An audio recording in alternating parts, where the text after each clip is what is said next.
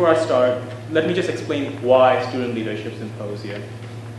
To me, leadership is an amalgamation of various traits ranging from setting the right example to serving as a role model, having action that speaks louder than words, or standing up for what you believe is right.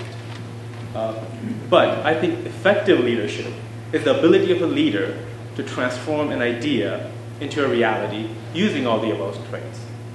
So during past year, when Kelsey and I were thinking about leadership, we came to a conclusion that leadership is about inspiring, motivating, influencing others, be it your fellow students or patients, in such a way to make a difference in their lives. However, we also recognize that everybody is different. We also recognize that everybody approaches leadership in a different way. So what better way to teach or understand leadership than have this symposium? So we hope that over coming years, that we can provide our fellow students insight into developing their own leadership skills and styles. And one of the ways we can do that is to hear from leaders who have developed their own leadership skills and styles. And we are very proud that we have assembled a wide array of leadership styles ranging from academic health leadership, insurance, to national health care. One of those leaders is Dr. Franklin. She's the 15th president of Des Moines University. Past 2 decades, she has served as a executive vice president and provost at Meharry Medical College. And also, she was vice dean and associate vice president of academic and student affairs at Morehouse Medical School. She brings in a unique perspective of leadership in academic health centers, which will be tremendously helpful to our student body. And I would like to welcome Dr. Franklin to present her remarks. Thank you.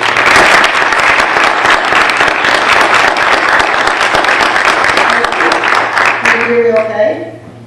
Okay. Well, thank you very much. I'm honored to have the opportunity to speak to the students and our faculty and other administrative staff who are here gathered with us. I'm honored with the idea that the students had to begin a student leadership forum and to begin with it with the inauguration and have it be a part of this wonderful week of celebration. So I thank you all for coming and being a part of this. As I think about leadership, I can begin first with a little bit of a quick overview of how I come to be here at Morehouse University. And one key individual that was a part of that is in the room with us, and that's Dr. Lou Sullivan. And as I talk to students, I talk about the fact that sometimes it's a matter of latching on to the coattail of someone else who's been there, done it, that you aspire to be like. And Dr. Lewis Sullivan was one of those individuals that early in my career I latched on, and he became the mentor, and I'm pleased to have him to be a part of this today with me.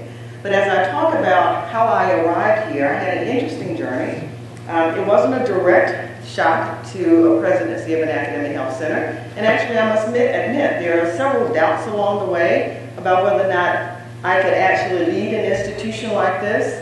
But I have to admit, sometimes it's a matter of being deliberate in your approach and actually being defining in the expectation that you have for yourself that can make a difference. So I was very deliberate in my approach to finding my way here. I never imagined I would be in Iowa, but of course, now that I'm here and I got an opportunity to see the campus and know the students and the faculty and be a part of this community, it's a great fit for me. So a lot of times leadership is about finding the right fit, the right person for the right role, the right job at the right time. So I'm honored to be here, and I'm pleased to be able to give you my remarks.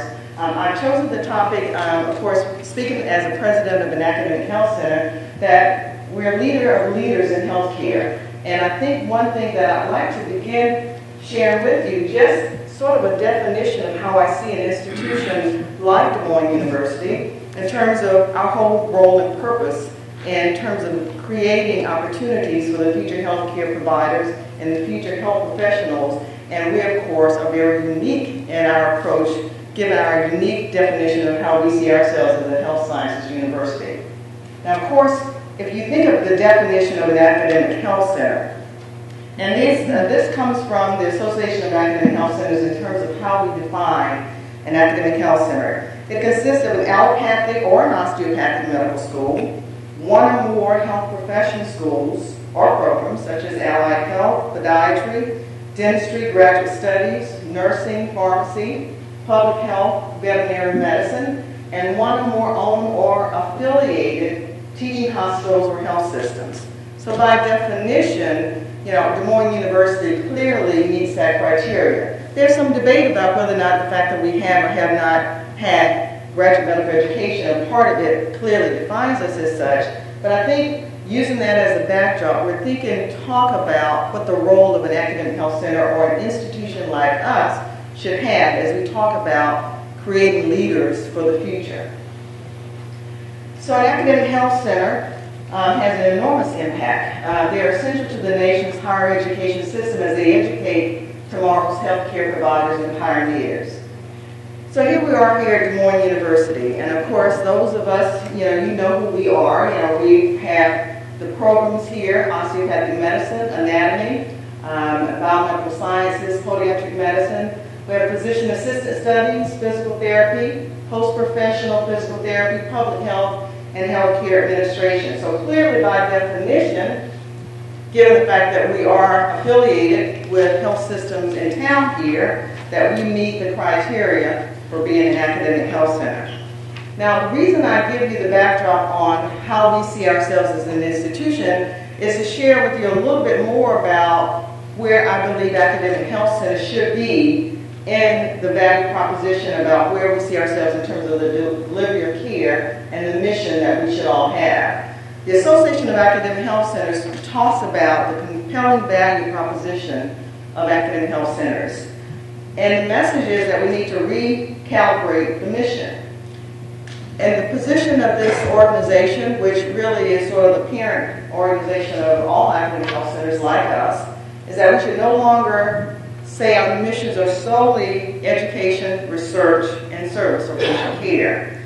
That our missions must be viewed as functions that enable institutions to achieve their overarching mission, which is really to improve health and well-being of their community. So the idea is that we should be much more than just the missions of education, research, and service, but we should go one step further and talk about our mission being primarily to change behavior and impact the health conditions of our communities. So, in the message that they have here is we need to talk about recalibrating. So we're talking about education being more explicitly linked to societal needs, research should be linked more to health, and patient care to specific community and regional needs. That if we're not doing that, we're not really fulfilling the main tenets and expectations for what an academic health center should do.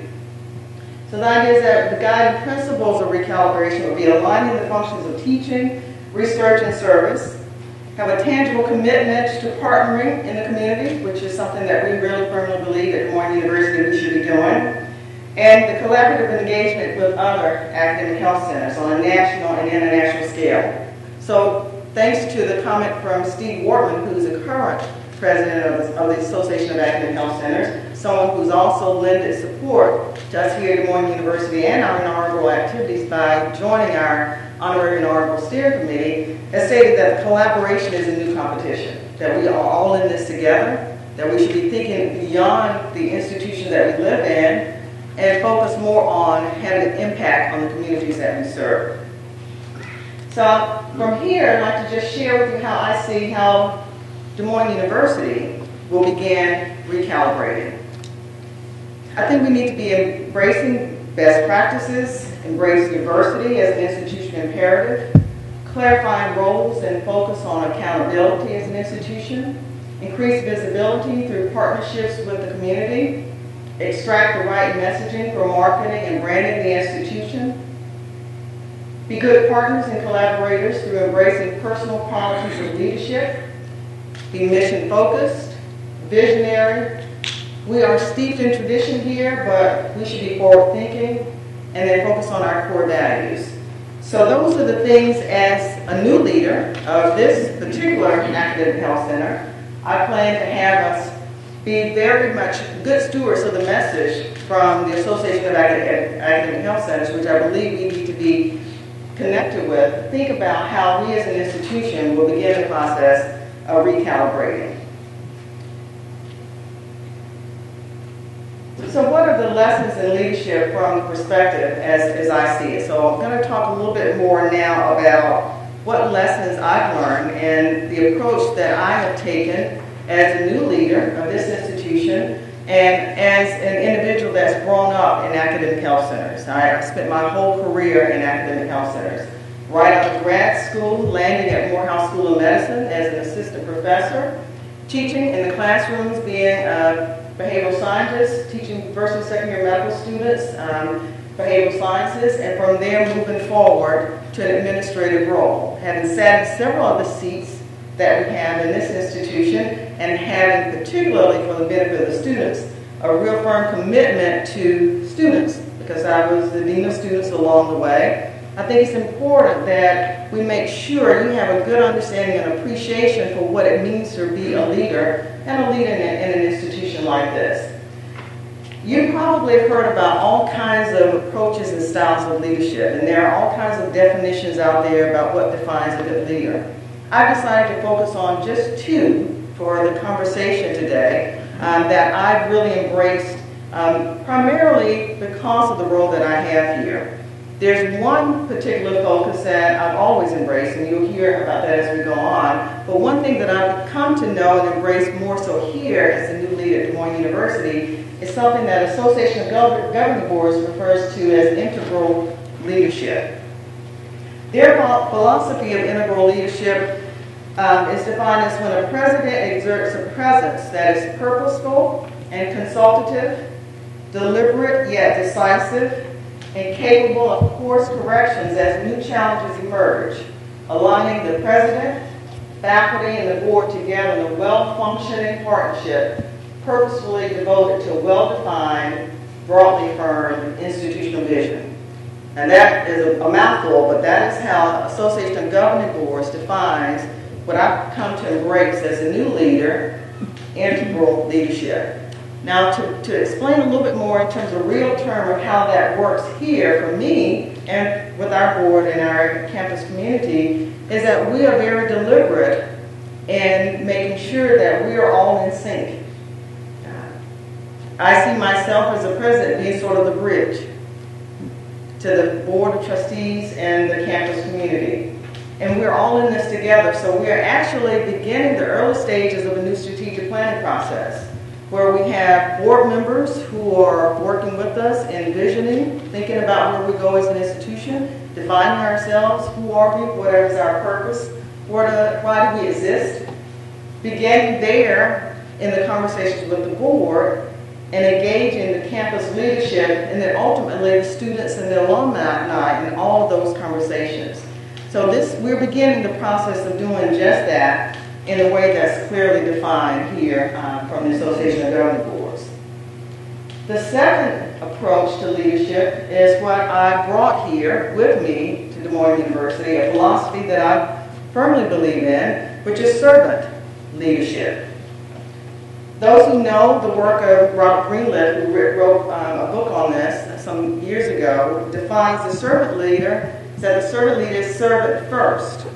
Begins with a natural feeling that one wants to serve first, then makes a conscious choice to bring that person to the point that they then aspire to lead. So the idea is that you're not leading first, you have a good understanding of what it means first to serve, to be connected to the individual. So I used to describe myself along the way as one of the worker bees.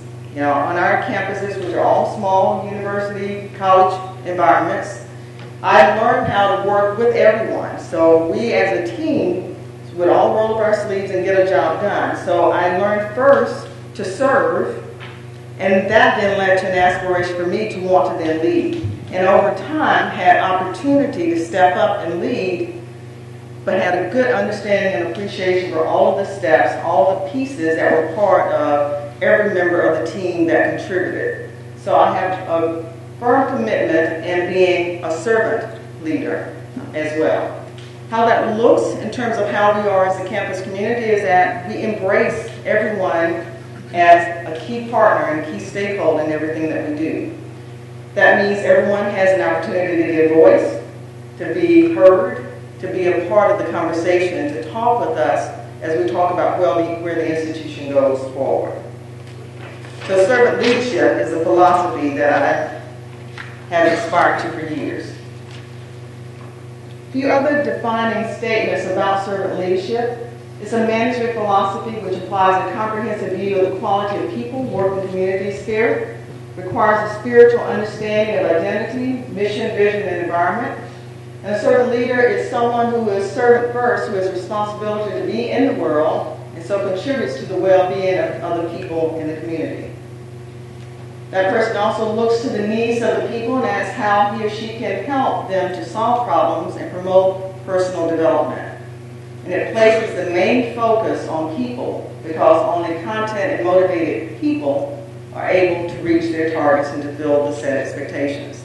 So if you think about it, we think first of the individual before we think about the larger body. That if we can reach and connect with each individual and have them feel connected and a part, then we as an institution can grow, and that leader can then not only serve, but also lead. So I just wanted to share those two particular philosophies that I have come to embrace.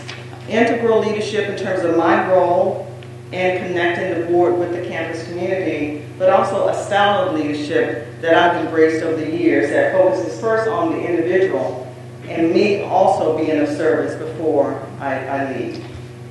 So over my years of service and leadership, I've come to know that there are certain challenges that all leaders are facing. And it calls for many skills and competencies. So I'm just going to list some of them just to trigger thoughts and conversations for the discussion at the end. Leaders must